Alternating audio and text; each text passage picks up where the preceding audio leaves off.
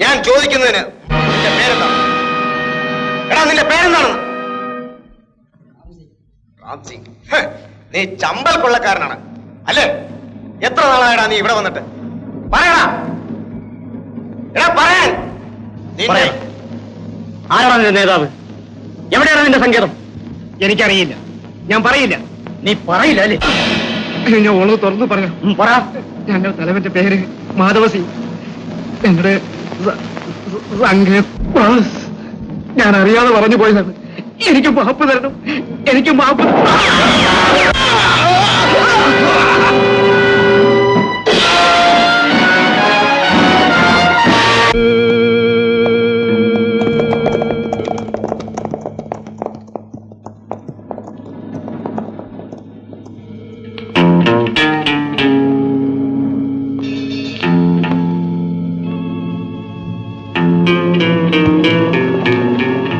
കൊല്ലപ്പെട്ടവരുടെ മക്കളാണല്ലേ?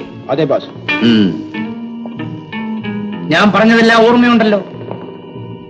യാതൊരു കാരണവശാലും ചമ്പലിലെ നർത്തകികൾ വിവാഹിതരാകാനോ മറ്റു പുരുഷന്മാരുമായി ബന്ധപ്പെടാനോ പാടുള്ളതല്ല.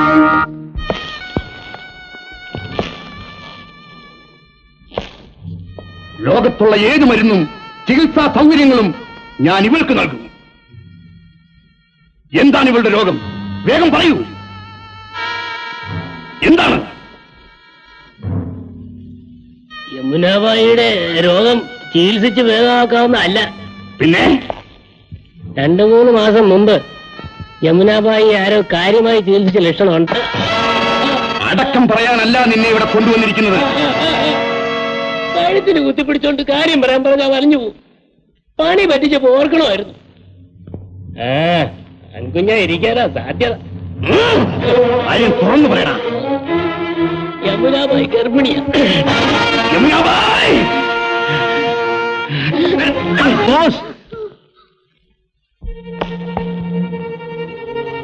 എന്തൊക്കെ ചെയ്താലും ഇവൾ അവന്റെ പേര് പറയുമെന്ന് തോന്നുന്നില്ല. ഈ മർദ്ദനം ഇങ്ങനെ തുടർന്നാൽ അവൾ മരിച്ചു പോകും. യമുനാബായി മരിച്ചാൽ പിന്നെ നമുക്ക് അവനെ ഒരിക്കലും കണ്ടുപിടിക്കാൻ ഒക്കെയില്ല. അതിനാൽ ഞാനൊരു ഉപായം പറയാം. ശക്തി കൊണ്ട് നേരിടാൻ കഴിയാത്തതിനെ ബുദ്ധി കൊണ്ട് നേരിടണം. എനിക്ക് സ്വല്പം സാവകാശം തരിക. അവൻ ആരാണെന്ന് കണ്ടുപിടിച്ച് കഴിഞ്ഞിട്ട് രണ്ടുപേരെ ഒരുമിച്ച് കൊല്ലുന്നതല്ലേ നല്ലത്? ശരി, നിങ്ങൾ പറഞ്ഞതുകൊണ്ട് മാത്രം. ഇന്ന് അവൾ ഊണ് കഴിക്കുമോ ഞാനൊന്ന് നോക്കട്ടെ. നീ പോയി അർജുൻ സിംഗിനോട് കുതിരയെ തയ്യാറാക്കി നിർത്താൻ പറ. എനിക്ക് അത്യാവശ്യമായി പുറത്തു പോകാനുണ്ട്. Yes boss.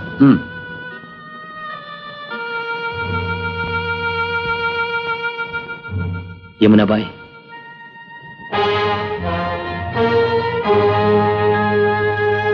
ഇന്നെങ്കിലും സ്വല്പ ആഹാരം കഴിക്കൂ.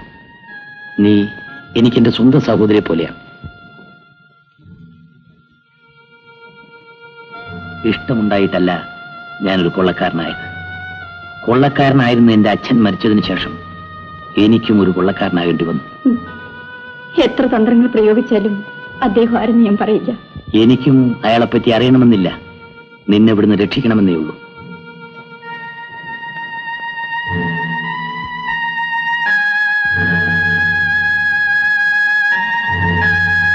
നിന്റെ വയറ്റിൽ വളരുന്ന കുഞ്ഞിന്റെ മുഖം ഒരു നോക്ക് കാണാൻ നിനക്ക് ആഗ്രഹമില്ലേ?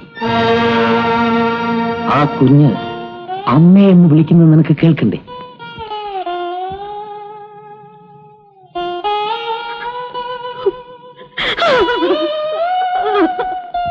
നിന്റെ വേദന ഞാൻ മനസ്സിലാക്കും.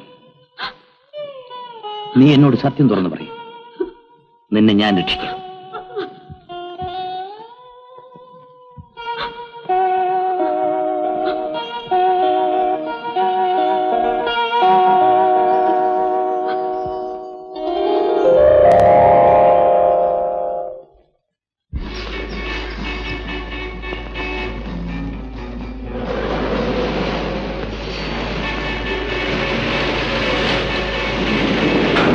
ഉരുട്ടാണ്. ഇവിടെ മുഴുവൻ കൊള്ളക്കാരുടെ കേന്ദ്രമാണ്.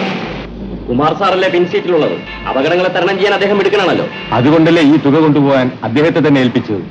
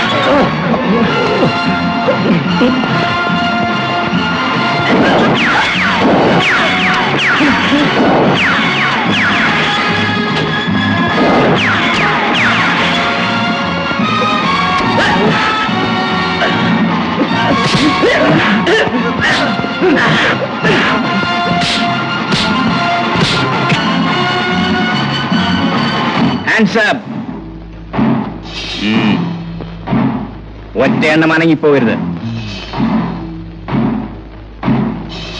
എഴുന്നേക്കടാ, എഴുന്നേക്ക്.